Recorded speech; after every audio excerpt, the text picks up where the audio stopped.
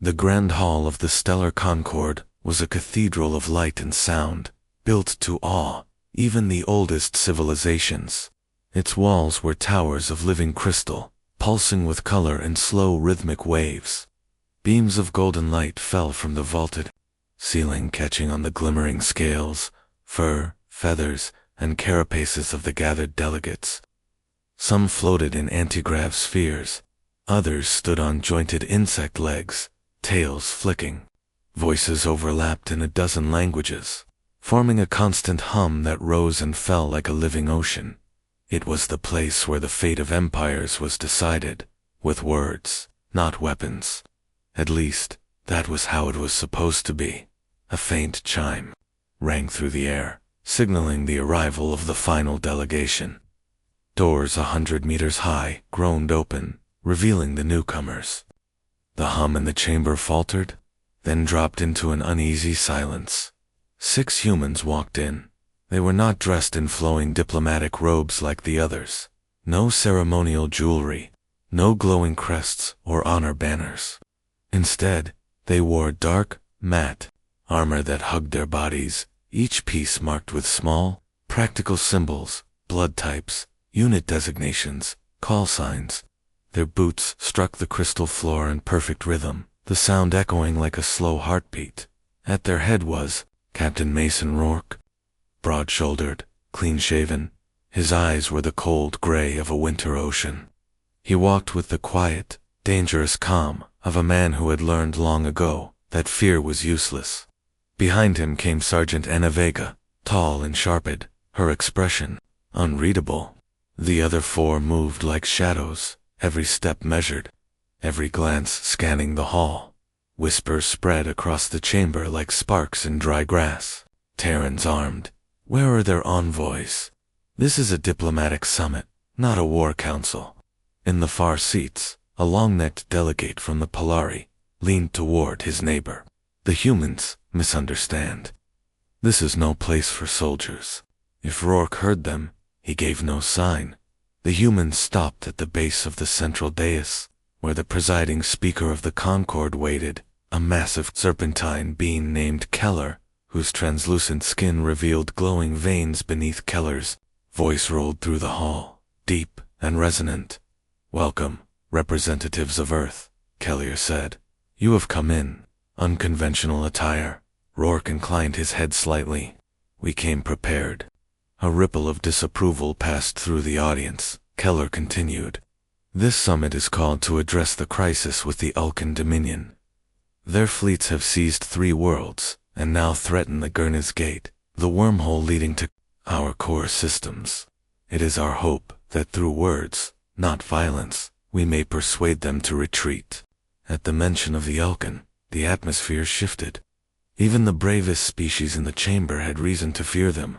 The Ulcan were not raiders or conquerors, in the traditional sense. They were harvesters. They took everything: metal, soil, water, and life. The Ulcan envoys entered then, passing the humans without a glance.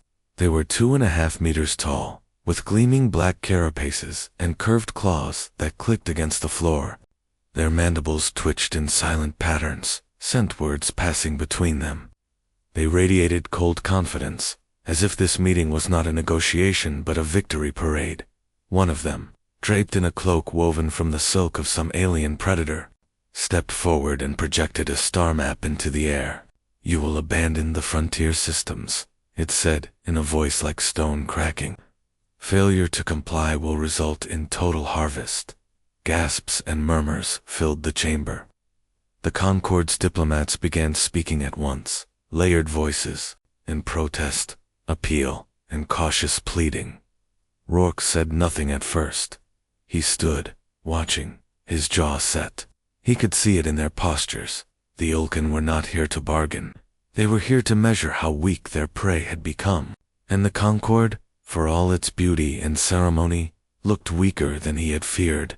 The Ulcan leader turned its many eyes toward the humans. "And you, will Earth bend?" Rourke stepped forward. His voice was calm, but it carried to every corner of the hall. "If you take one more step toward Concord space, I'll make sure your gate becomes a cloud of scrap metal drifting in a dead sector. The hall froze. It was as though the air itself had gone still. Several delegates hissed or clicked in shock. A crystalline envoy from the Siren shattered a piece of itself in protest. The Polari delegate's neck frill turned blood red. The Orc envoy's mandibles rattled in what might have been amusement. Empty threat. Rourke didn't blink. Try me. The speaker rumbled disapproval, but the Elkin had already dismissed the humans with a contemptuous turn. They returned to their side of the chamber, the negotiations resuming as if nothing had been said. But Rourke saw the small signs, the Ulcan envoy's secondary arms flexing, the faint change in stance. The message had landed, even if they would never admit it.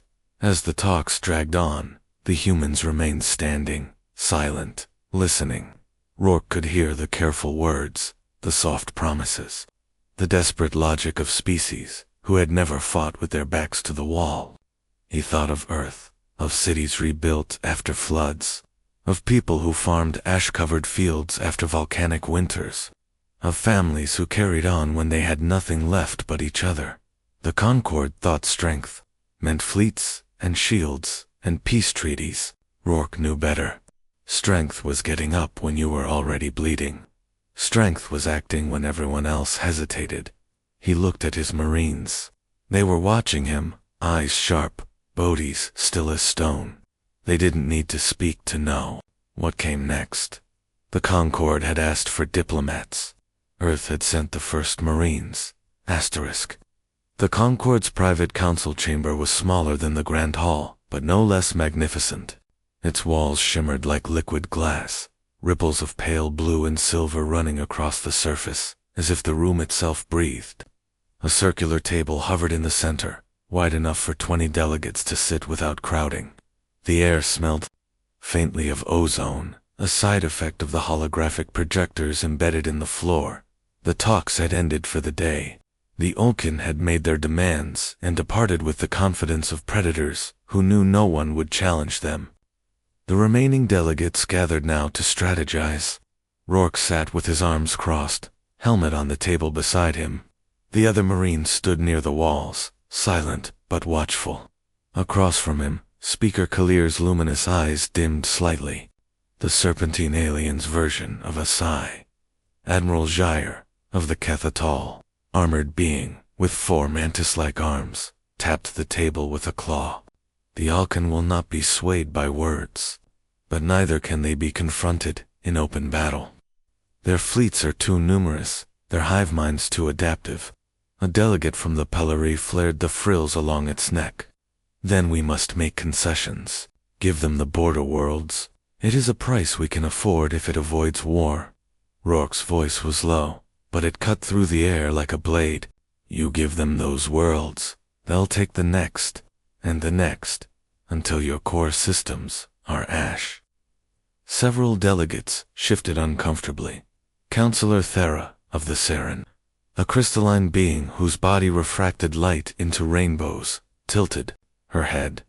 Perhaps Earth does not understand the nature of the Ulcan threat. They do not conquer for territory. They harvest all they touch. To face them is to face extinction. Then you've already decided to lose, Rourke said. The room fell silent. Some stared at him in shock, others in anger, but none of them denied his words. Vega stepped forward from the wall. On Earth, we've faced enemies who didn't care about surrender or peace. We learned that the only way to deal with them was to hit first, hit hard, and not stop until they couldn't get back up. Admiral Jair's mandibles clicked softly. Bold talk from a young species. But the Ulcan hive fleets are unlike anything you've seen. They adapt to every tactic. They learn from every battle. Then, don't fight them the way they expect, Rourke said. He reached across the table and tapped the holographic star map. The glowing projection shifted, showing the wormhole known as Gurn's Gate. On one side, Concord space. On the other, the 3 worlds the Ulcan had already taken. And sitting directly on the far side of the gate, the Ulcan fleet's primary command hub. They're here, Rourke said. All their traffic, supplies, and reinforcements pass through this hub. You destroy it. You choke their invasion before it spreads. Counselor Theris' light dimmed in alarm. That station is deep inside their occupied territory. The Concord fleet cannot penetrate so far without heavy losses. Rourke allowed a thin smile. You're right. The Concord fleet can't.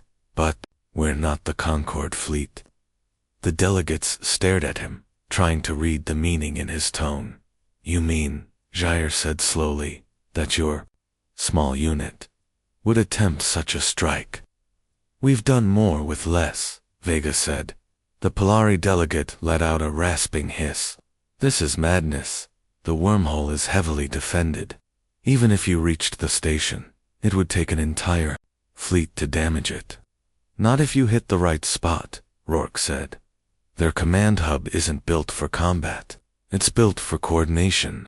Take out the control core, and every Alkan ship in this sector loses sync. They'll be blind and scattered. Admiral Gier tilted his head in thought. And you believe you can reach the core undetected? Rourke's gray eyes locked on him. I know we can. The delegates exchanged uneasy glances. They were creatures of politics and treaties, not covert strikes and calculated risks. Their wars, when they happened, were fought by fleets clashing, in open space under strict codes of engagement. The Marines' world was The Concord fleet moved out in a show of strength. Dozens of ships glided from the massive orbital docks, their polished hulls catching the light of a nearby blue star. From a distance, it looked like an unstoppable armada. But Rourke knew the truth. It was a parade, not a strike force. Inside the horizon's edge, the humans borrowed cruiser. The mood was tense. The ship was smaller than the Concord's heavy warships, but faster and easier to hide and censor shadows. In the command chair, Rourke watched the tactical display flicker with shifting icons. Red marks, the Alkan swarm spread across the map like spilled ink. They're already moving, Vega reported from the sensor console. Looks like they're sending a spearhead to probe our lines. They'll test, adapt, and push harder, Rourke said. They always do. The Concord ships formed a defensive wall near the wormhole's mouth. Admiral Gier's flagship sat at the center, its shield arrays humming with power. Orders crackled through the COM network in clipped bursts of alien languages. The plan was simple. Hold position and intimidate the Alkan into slowing their advance. It didn't work. The Alkan swarm appeared without warning, a sudden burst of motion from the far edge of the system. Their ships didn't glide. They lunged, moving, with the fluid aggression of predators. Living hulls of black chitin flexed and rippled as they flew. Each was armed with bioplasma, weapons that glowed sickly green in the void. The first salvo hit the Concord line like a hammer. Shields flared white, then shattered. One of the smaller frigates split apart, venting fire and debris into space. The Alkan didn't pause. They tore into the gap, their formation shifting instantly to exploit the weakness. On the horizon's edge, alarms wailed. Vega gripped her console. They're cutting straight through. Concord ships can't react fast enough. Rourke's jaw tightened. They're too used to fighting in perfect formations. That's not how you beat an enemy like this. Another Concord vessel exploded, its light dying in the darkness. Across the COM, Admiral Jair's voice was sharp but calm. Hold the line. All ships, maintain formation. They're going to get slaughtered, Hayes muttered from the weapons station. Rourke stood. Not if we move now. Vega, bring us into their flank. Hayes, lock weapons but don't fire, unless I say. We're not here to win a fleet battle. The horizon's edge broke away from the Concord line, darting into the chaos. Alien voices shouted warnings over the COM, but Rourke ignored them. The Marines' ship skimmed just outside the range of Alkan plasma bursts, weaving between debris fields. The swarm's attention was fixed on crushing the Concord wall. Vega's fingers danced over the controls. We can skirt their sensor blind spot if we hug the wreckage of that frigate. but we'll be close enough to scrape the paint. Then scrape it, Rourke said. They slid into the shadow of the drifting hulk, its broken hull glowing faintly with residual heat. The horizon's edge used the wreck's energy signature to mask its own, slipping deeper toward the swarm's side. From here Rourke could see them clearly, ships like massive armored insects, their movements unnervingly alive. Hayes glanced up from his console. "Sir, the Concorde line's collapsing." "Not our problem," Rourke replied. "Our job's to get past this fight. Once we're through, we find their hub." But the swarm adapted quicker than expected. A smaller Ulcan vessel, shaped like a spearhead with jagged wings, broke off and swung toward them. Its biocannons pulsed green. "They've spotted us," Vega warned. Rourke's mind sharpened. Evasive pattern 3. "Don't fire unless we have no choice. We can't give away our position to the whole swarm." The Ulcan hunter ship closed in, twisting through the debris like a shark circling prey. Hayes clenched his jaw. "It's going to get close enough to scan us." Rourke stepped behind him, eyes locked on the tactical feed. He waited until the enemy was nearly in weapons range. "Vega slingshot around that wreck. Full burn on my mark." The moment the Elkin adjusted its course to match theirs, Rourke gave the order. Vega hit the thrusters, and the horizon's edge shot forward, skimming the wreck's hull before veering hard into the debris field. The sudden maneuver made the Ulcan ship overshoot. "Hayes, now." A single railgun shot slammed into the Ulcan's forward carapace. The impact didn't destroy it, but it forced the vessel to tumble off course. By the time it righted itself, the horizon's edge had vanished into the sensor shadow of a larger wreck. Breathing hard, Vega muttered, "That's going to bring more hunters." "Good," Rourke said. "Keeps them distracted from the Concorde line." They pushed deeper into the swarm's territory, threading between battles. In the distance, flashes of light marked the Concorde's slow retreat toward the wormhole. The Elkin were winning, but they hadn't noticed the small shadow slipping past their teeth. As they neared the far edge of the system, the noise of the battle faded. Only scattered Ulcan patrols moved here, guarding the approach to the wormhole's far side and the station beyond. The Marines were almost through. Rourke studied the star map glowing in the air. "Once we cross that gate, we're in there. Nest. No reinforcements, no retreat." Hayes gave a thin smile. "Sounds like home." Vega glanced at Rourke. "Sir, if the Concorde line breaks before we get back, they might not be here when we return." "They'll be here," Rourke said, his voice steady. "Because if we don't take that hub out, there won't be anywhere left for them to go." The wormhole loomed ahead, a swirling vortex of blue-white light, rimmed with alien metal structures. Ulcan ships moved in precise patterns around it, their formation shifting like a living net. Rourke looked over his Marines. Every face was calm, eyes focused. This was what they'd trained for. "All right," he said quietly. "Time to show them Earth's idea of diplomacy." And with that, the horizon's edge slipped into the mouth of the wormhole. Vanishing into enemy space *, the wormhole felt like falling through a storm made of light. The horizon's edge shuddered as reality twisted around it, streaks of blue and silver flashing across the viewports. Then, with a sudden jolt, the ship emerged into the cold black of Ulcan space. Silence. For a moment, it seemed empty. No fleets, no patrols. Only a vast spread of stars and the distant glow of a dying sun. But then the sensors began to ping, one by one. Shapes appeared on the display. The Ulcanhub.tu. It was enormous.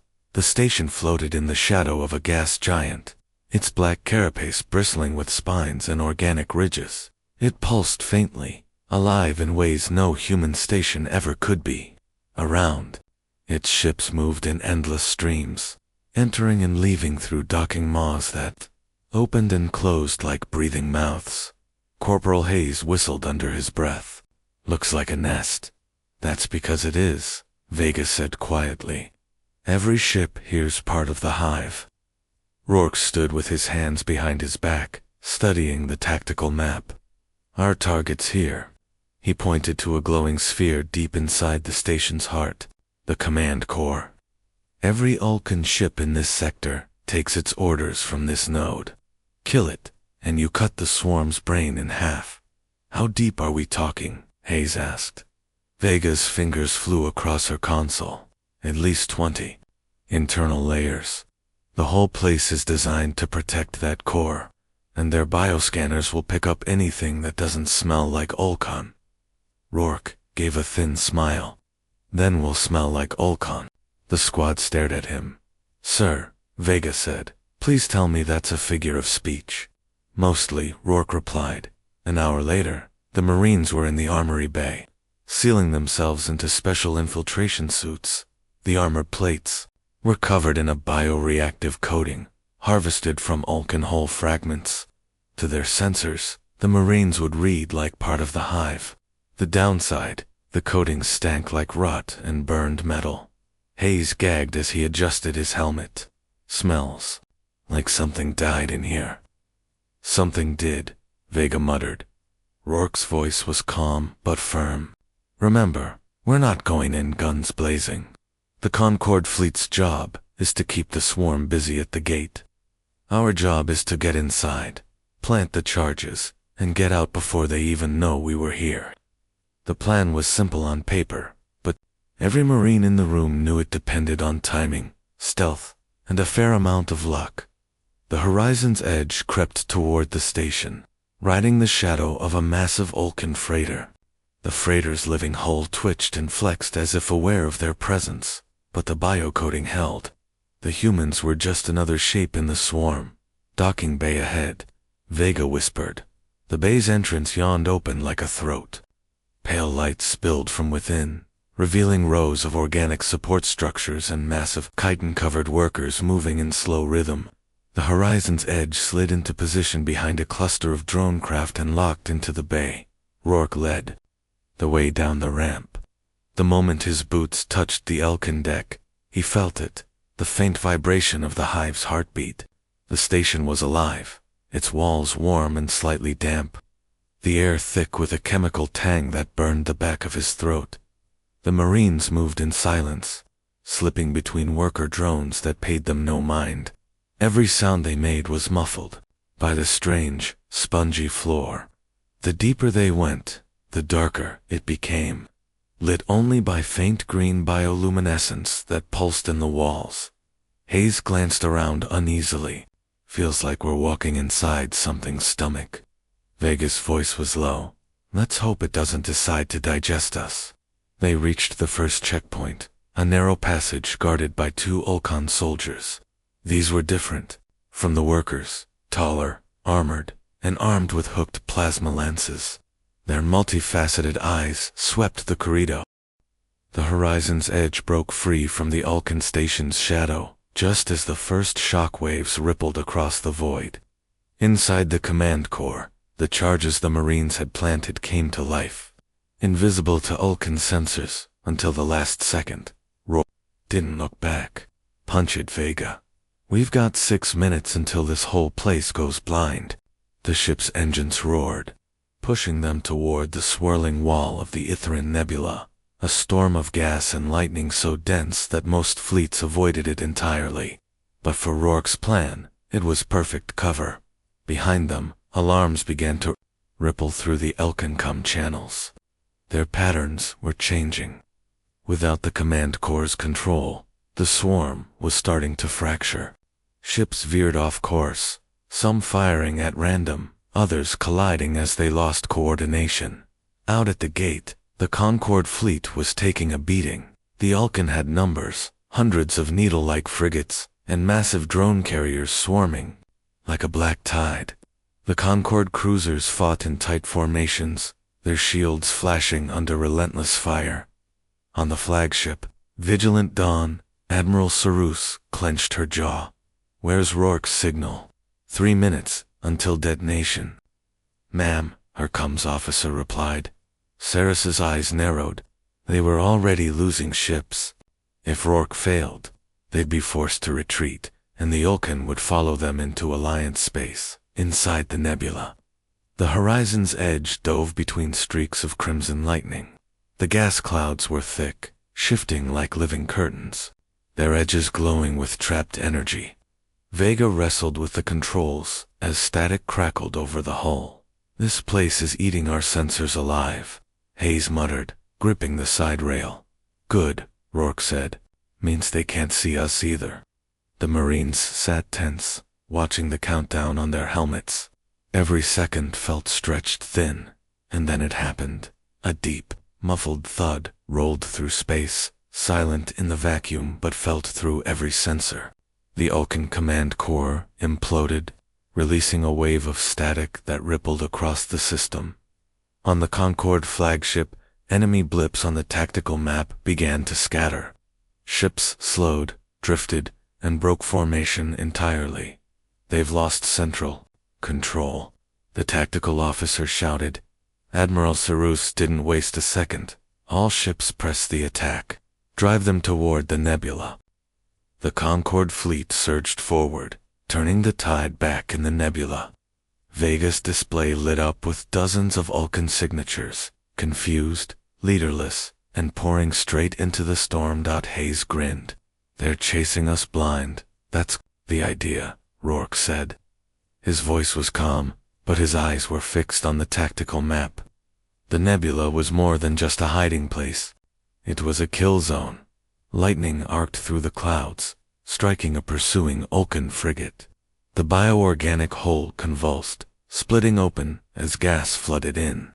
The ship tore itself apart, debris spinning into the void. "They're not built for this environment," Vega said. "The storm's eating them alive." Rourke allowed himself a small nod. "And we're about to make it worse." The horizon's edge weaved deeper into the nebula, drawing the Ulcan ships after them. Ahead lay the Grave Spiral, a vortex of ion storms so unstable that any ship caught inside would be shredded. Normally, no pilot would dare fly near it. Rourke intended to fly straight through. "Sir, even our shields won't hold in there for long," Vega warned. "They don't have to," Rourke said. "We just have to survive a little longer than they do."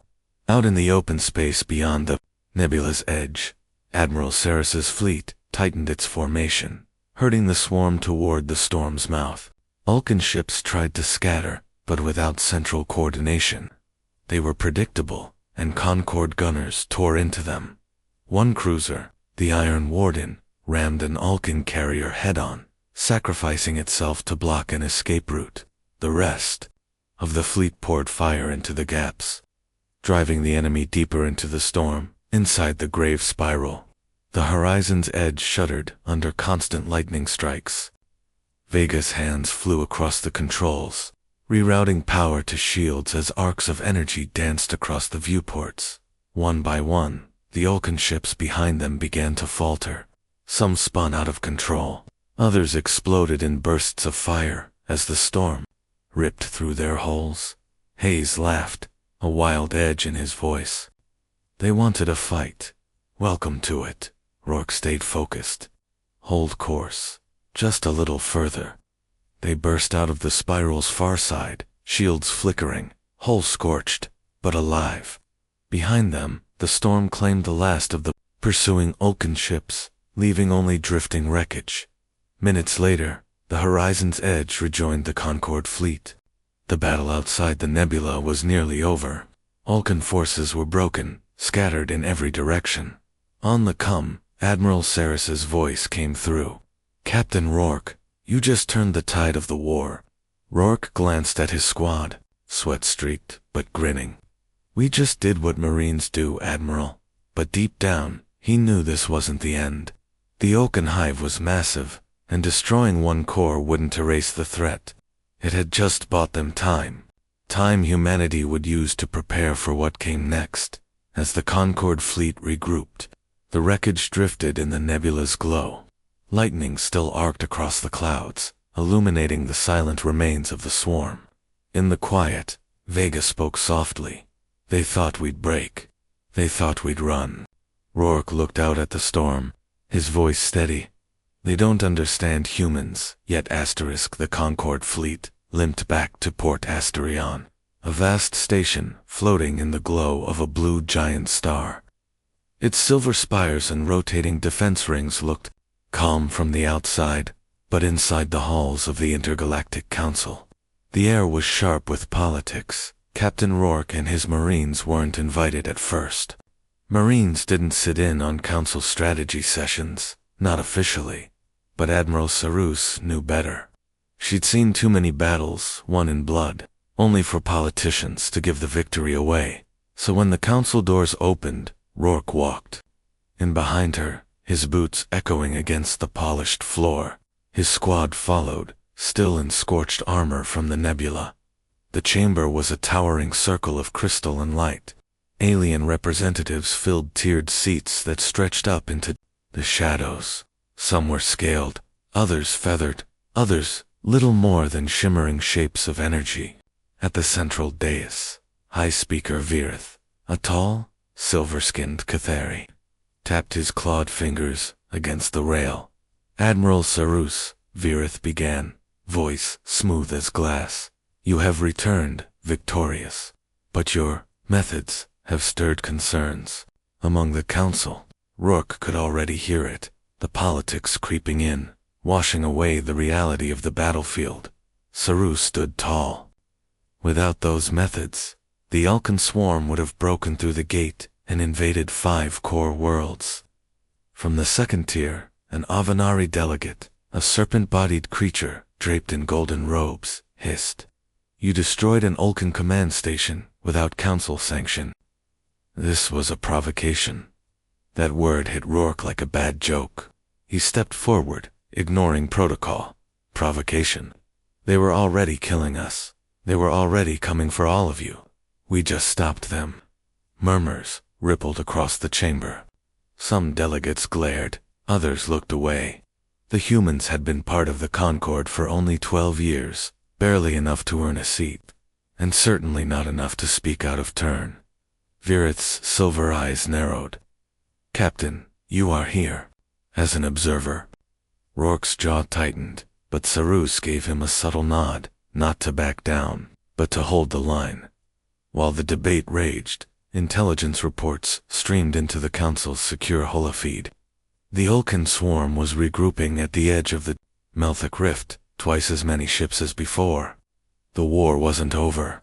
It was about to get worse. A dry-voiced Tlora representative spoke. We should open negotiations. Offer tribute. If we avoid further conflict, Rourke couldn't help it. He laughed, loud enough that every alien eye turned to him. You think you can buy off the Ulcan? They don't want tribute. They want territory. They want every one of your worlds, and every one of ours. The chamber fell into uneasy silence. Saris stepped into it, her voice hard. The Ulcan don't negotiate. You've all seen the reports. If you want to survive, you have to fight. And humans, she glanced at Rourke's squad, are very, very good at fighting when there's no other choice. Some delegates bristled. Others looked thoughtful. The Cathari High Speaker finally said, if we arm for war, we risk uniting the Ulcan against us faster. If we hesitate, we risk annihilation. That was when Rourke stepped forward again, his tone quieter now, but carrying through the chamber. Every war humanity's ever fought, we've been outnumbered, outgunned, and still we survived. You know why? Because we don't quit. Because when the enemy thinks we're beaten, that's when we hit back the hardest. He let his eyes sweep the tiers. You asked Earth to send diplomats when we joined this alliance. Instead, we sent Marines. Now you know why. A few delegates murmured in agreement. The Avenari hissed in disapproval. The chamber was shifting, not toward unity, but toward a knife's edge. Sarus played her final card. The Ulcan know. We're fractured. That's why they keep coming. But if we stand together now, truly together, we can break their momentum before they break us. The High Speaker finally raised his claw. Very well, a vote. Lights flickered as each delegate cast their decision.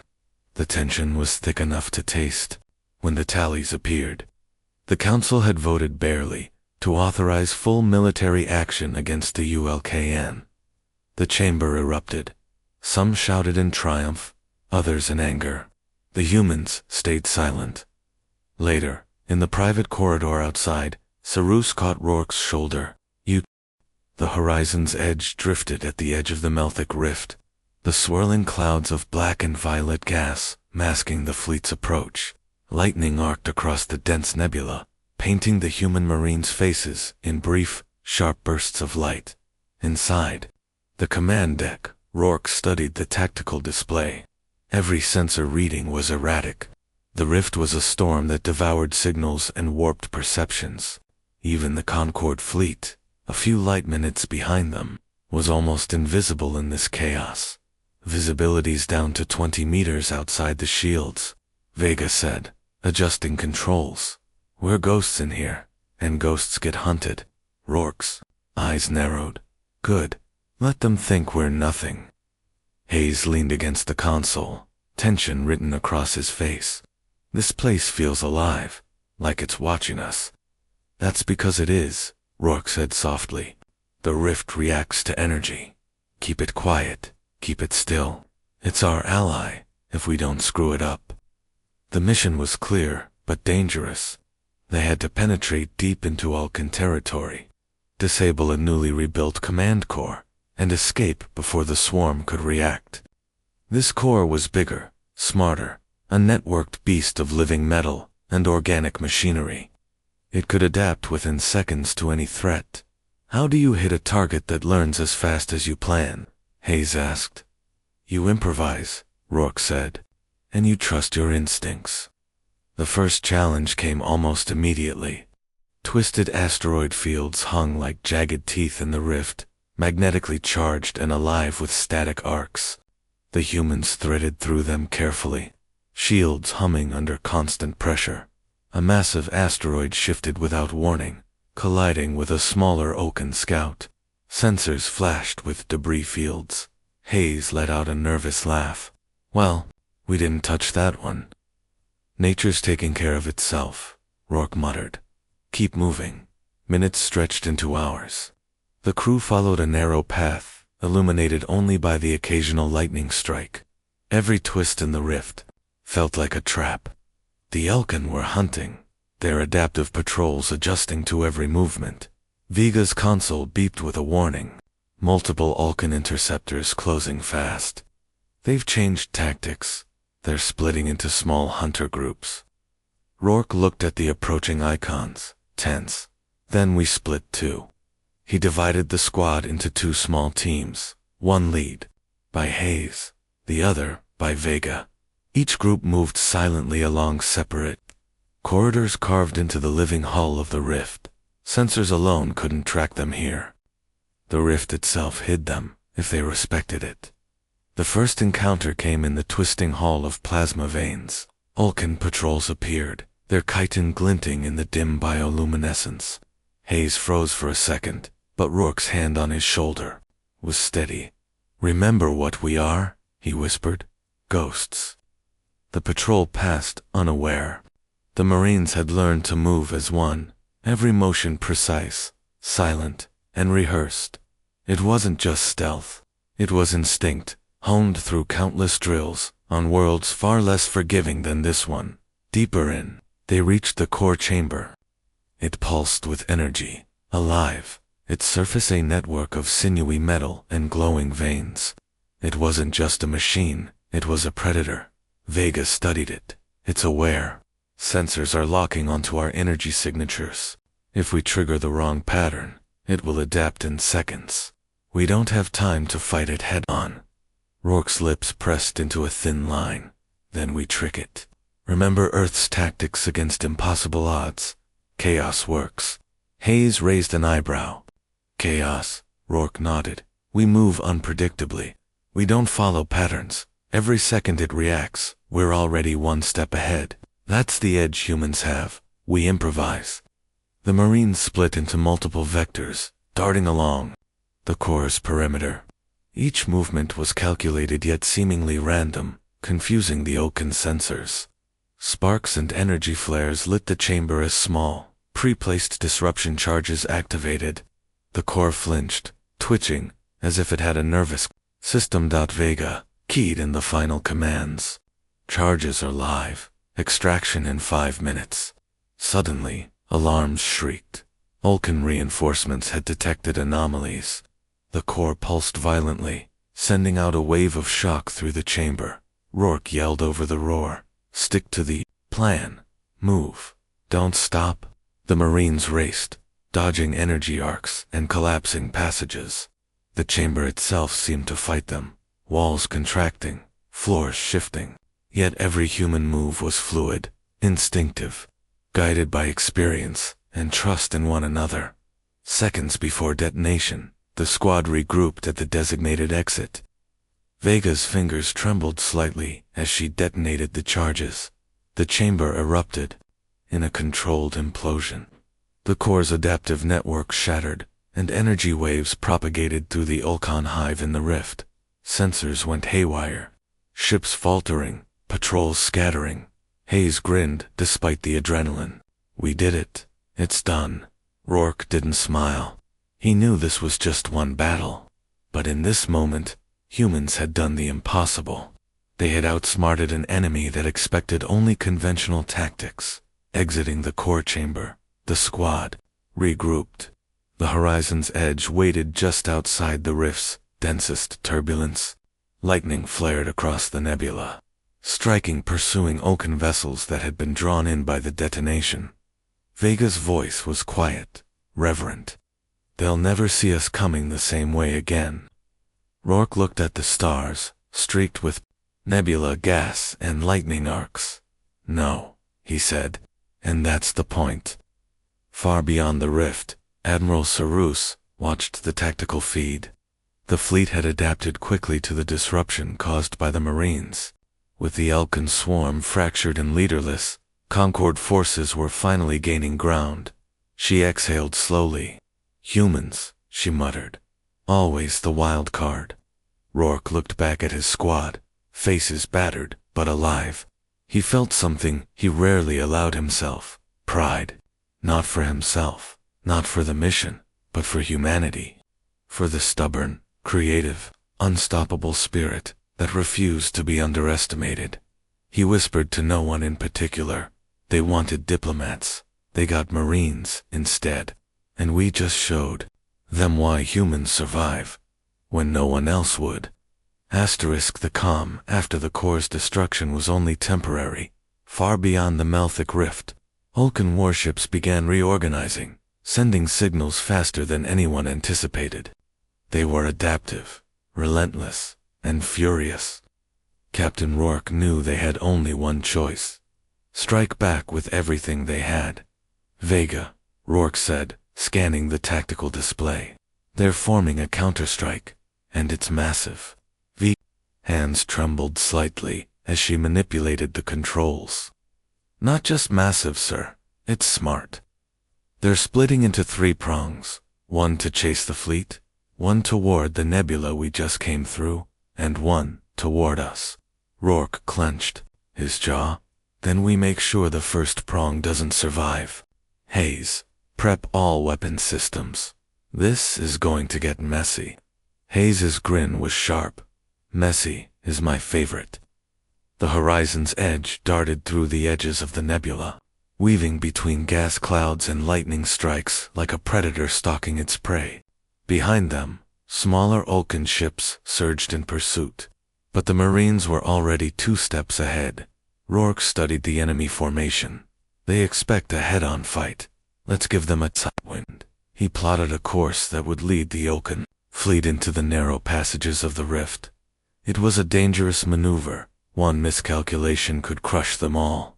But the Ulcan swarm moved like one, and that made them predictable. Inside the nebula, the chase began. Ulcan ships tore through space, weapons glowing, shields humming. They were fast, efficient, deadly. But the Marines were faster, smarter. They led the pursuers into the ion storm, a deadly tangle of energy arcs and collapsing gas pockets. Vega's voice cut through the comms, sharp with focus. Sir, incoming plasma discharge from the lead ship. Rourke pressed his shoulder against the console. Steady. Follow my lead. Remember, chaos is our friend here. The lead Olkan frigate lunged, but the horizon's edge twisted through the storm, forcing the enemy to overshoot. Lightning arcs tore through the pursuing formation, slicing a carrier in half. Debris spun into the void. Hayes laughed. That's what I call a warm welcome. Rourke didn't respond. Every second counted, and he knew the Alcon would adapt quickly. They were smart, but humans had something the Alcon didn't. Unpredictability. Minutes. Later, the Alcon regrouped. Their new formation was tighter, more coordinated, but Rourke had anticipated it. He directed the horizon's edge toward a cluster of massive asteroids, a deadly trap. Hold on, he warned. They'll come at us fast, thinking they've learned our pattern. The Alcon surged forward. Their ships slammed into the asteroid field, some destroyed instantly, others forced to maneuver erratically. Human marines, trained for improvisation, darted through the chaos, firing precisely where it would hurt the most. One Alcon dreadnought tried to block the exit path. Hayes gritted his teeth. That thing's huge. Rourke didn't flinch. Then it dies first. He maneuvered the ship alongside the asteroid's shadow, bypassing the dreadnought, while Vega targeted its engine core with a well-placed railgun. Shot. The massive ship convulsed, then exploded, sending fragments across the nebula. Even as the Alcon continued to fight, their coordination faltered. Panic spread among their smaller vessels. Rourke's squad capitalized on it, striking with surgical precision. Each movement was instinctive, almost instinctual. It wasn't brute force. It was strategy, improvisation, and trust. Vega shouted over the alarms. Sir, they're splitting again. Half are heading toward the fleet. Rourke nodded grimly. Then we lure the rest into the storm. Humans never play fair. Let's remind them. The horizon's edge raced through the Alliance fleet gathered beyond the Melthic rift, their lights reflecting off the gas clouds like stars scattered across a stormy sea.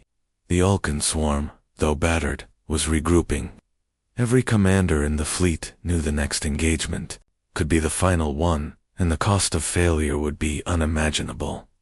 Rourke stood on the bridge of the horizon's edge, scanning the battlefield. His marines were quiet, tense, their armor still scorched from the nebula assault. Every one of them knew the stakes. Not just their lives, the lives of billions across the Alliance hung in the balance. Vega's voice cut through the hum of the bridge. Sir, the Alcon are forming a new command structure. They've learned from the rift. Their attack patterns are faster, more coordinated. Rourke clenched his jaw. Good. That means they think they can predict us, and humans are full of surprises. The fleet commander, Admiral Cyrus, appeared on the main screen. Her face was calm but firm. Captain Rourke, we'll hold the line, but the Alcon are relentless. Your squad is essential for the strike inside the swarm. Can we rely on you? Rourke met her gaze. We don't just rely, we improvise. And we'll make sure the swarm never sees it coming. Hayes muttered under his breath, half excited, half nervous. Here we go again. Rourke smiled faintly. Exactly. The plan was daring. Rourke would lead a small strike team through the heart of the Alcon formation, targeting their central hive cluster. The rest of the fleet would engage in diversionary attacks. If the strike team succeeded, the swarm would collapse from within. Vega tapped at her console, plotting the course through the swarm. It's risky. One wrong move, and we're done for. Rourke shook his head. Nothing worth doing is ever safe. The horizon's edge slipped between the first wave of Alcon ships. Plasma arcs hissed past, narrowly missing the hull. Each movement was precise, each calculation measured, yet unpredictability guided them. Sudden turns, feints, and maneuvers, designed to confuse the enemy. Hayes ducked as a beam of energy tore through the corridor they had passed moments before. That was close. Rourke kept his eyes on the tactical map. Too close. Keep moving. They reached the central hive cluster, a massive structure of living metal and bioluminescent veins. It pulsed, almost aware of their presence, sensing their intrusion like a predator detecting prey. Vega whispered, "It's reacting, trying to anticipate our moves." Rourke smiled grimly. "Then let's make it guess wrong." The Marines split into 3 teams, darting along different vectors. Each team planted biodisruptors and energy charges designed to sever the hive's neural network. Sparks and pulses raced along the veins, but the hive adapted instantly, sending shock waves and mechanical tendrils to intercept them. Hayes dodged a whip-like appendage. "This thing's fast." Rourke gritted his teeth. "Faster than us, maybe. Smarter. Never." As the charges took effect, the hive shrieked. A soundless psychic vibration felt through sensors. The Ulcan swarm, without central coordination, began to break apart. Ships fired randomly, collided, or retreated in confusion. Vega's voice was tense but triumphant. "It's working. The network is failing." Rourke nodded. "Good. Now get us out." They raced through the collapsing hive, dodging debris and energy discharges. The horizon's edge shuddered under the strain, shields flaring and systems warning of overload. Yet they pushed forward, determined to escape before the final implosion. Behind them, the Ulcan swarm was crumbling. Concord fleet forces pressed the advantage, striking fractured ships with pinpoint precision. The combination of human improvisation and fleet coordination was unstoppable. Admiral Sarus watched the battlefield with awe. "They weren't just soldiers," she whispered. "They were a weapon of pure unpredictability." Rourke's squad regrouped at the extraction point. Scars, burns, and exhaustion marked every Marine, but their eyes were bright. They had done the impossible, penetrated the heart of the Ulcan swarm, destroyed the new command corps, and survived. Hayes shook his head in disbelief. "I can't believe we made it out alive." Vega smiled, exhaustion and relief mingling. "We didn't just make it. We turned the tide." Rourke looked at them all. The Ulcan thought they were hunting diplomats. They didn't know humans fight differently. They don't improvise like us. They don't endure like us. And they certainly don't quit. Across the galaxy, reports poured in. Worlds once trembling before the Ulcan swarm breathed freely. The Alliance, shaken and divided before, found a new unity in humanity's example. Where politics had stalled, humans had acted decisively, intelligently, courageously. Even the skeptics were forced to acknowledge it. Humans were unpredictable, relentless, and capable of triumph in situations others considered hopeless. In the aftermath, Rourke stood on the bridge, looking out at the stars. The nebula glowed faintly behind them, still scarred by battle. His Marines were with him, battered but alive, a testament to everything that made humans unique. Hayes nudged him. "What now?" Rourke exhaled slowly, eyes fixed on the horizon. "Now, we remind the galaxy who we are," Vega added softly. "Not just Marines. Humanity." Rourke nodded. "Exactly. And next time they underestimate us, they'll think twice." The stars stretched endlessly before them, quiet, vast, and full of possibility. And somewhere deep in the cosmos, the Ulcan would remember, humans did not negotiate. Humans did not surrender. And humans, against all odds, could change the outcome of a war with nothing but ingenuity, courage, and determination. Rourke's voice.com and unwavering, carried over the bridge. They wanted diplomats. We gave them humanity. And humanity always fights back. In that moment, the galaxy understood. Humans were no ordinary species. Humans were an edge no one could predict. And against that edge, nothing, not logic, not numbers, not power, could stand.